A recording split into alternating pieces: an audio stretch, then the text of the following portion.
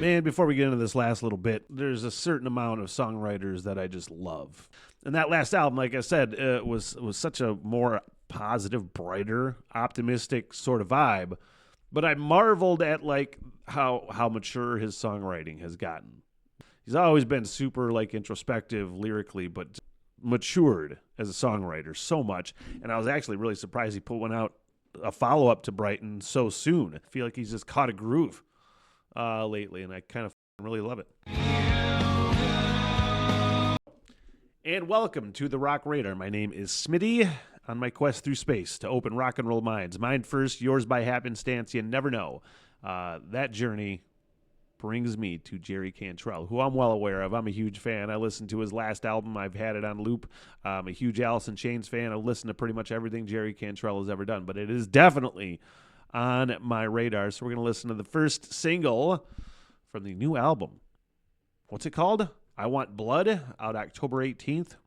And I'm always stoked for new Jerry Cantrell. If you're stoked as well, let's check it out together. But before I do that, let's do this, the big project that I'm all about. Everything I do is for this reason, the Smitty Learns Irish Pubcast. For more than half of my life, I've dreamed of Ireland. Drawn to it in a way I can't explain. At first it was the obvious, the scenic beauty, the music, the Guinness. Then over time, it became so much more.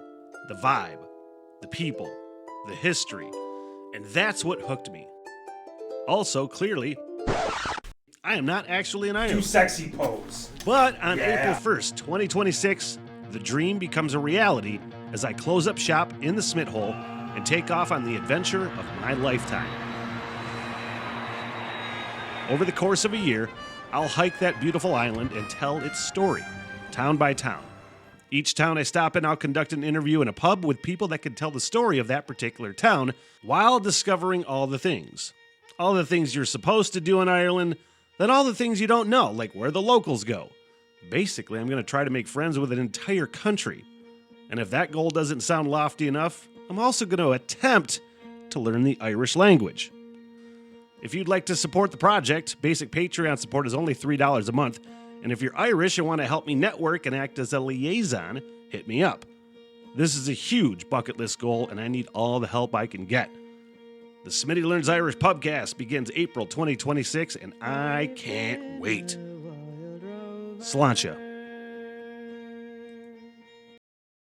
And yes, please consider liking and subscribing to that channel if Irish things interest you at all, following journeys interest you at all. And please consider liking and subscribing to this channel. This channel is mostly bands that are not mainstream, don't get as much love, underground bands, things like that. So liking it, subscribing, commenting is huge too. Gets it into the algorithm. So thank you very much for checking out this video. And let's do it. First single from the new Jerry Cantrell album, it's Afterglow.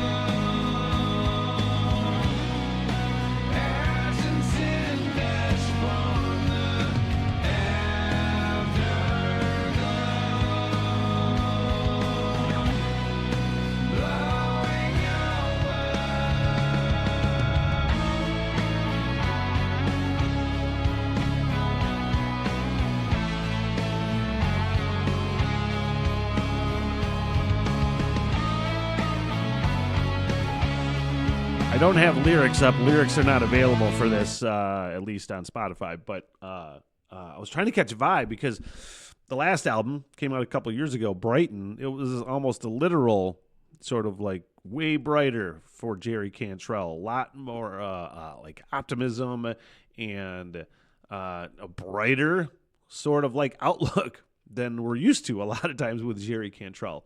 And I think I read that maybe this is kind of back to the darker, maybe. I don't know. But, I mean, the title kind of says it alone. But I'm enjoying the hell out of this so far. Let's continue, shall we?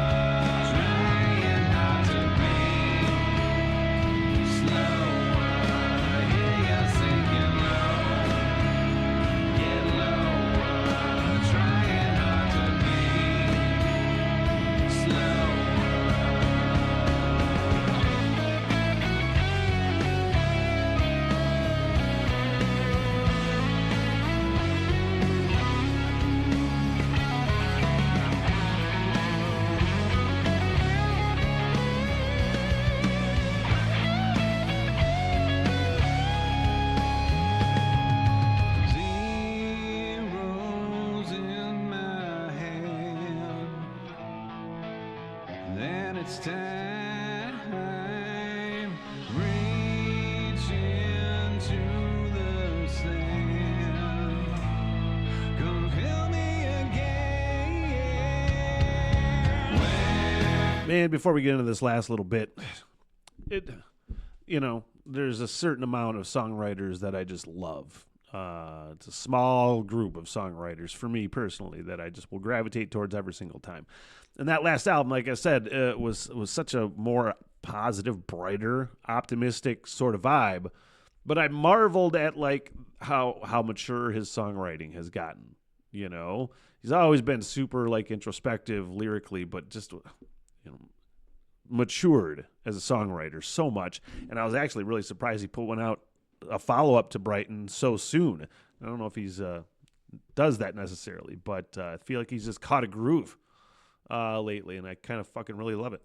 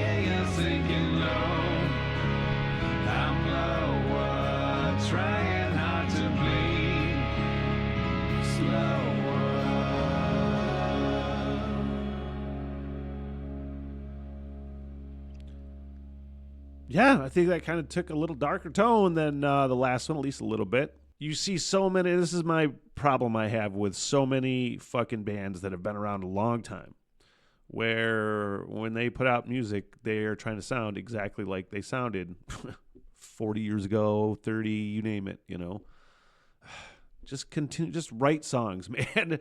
It doesn't have to be and sound like it did in 1992 or any of that, Just keep doing your thing and keep trying to evolve and sound like you. And that's really all you can do. And that's how you do it and make it sound genuine and real and have people want to gravitate towards it, like me gravitating towards that. And hopefully you gravitated towards this reaction. And please like and subscribe if you dig it. You want to see more, you want to follow the journey, that's, all a thing. Thank you very much. I appreciate you.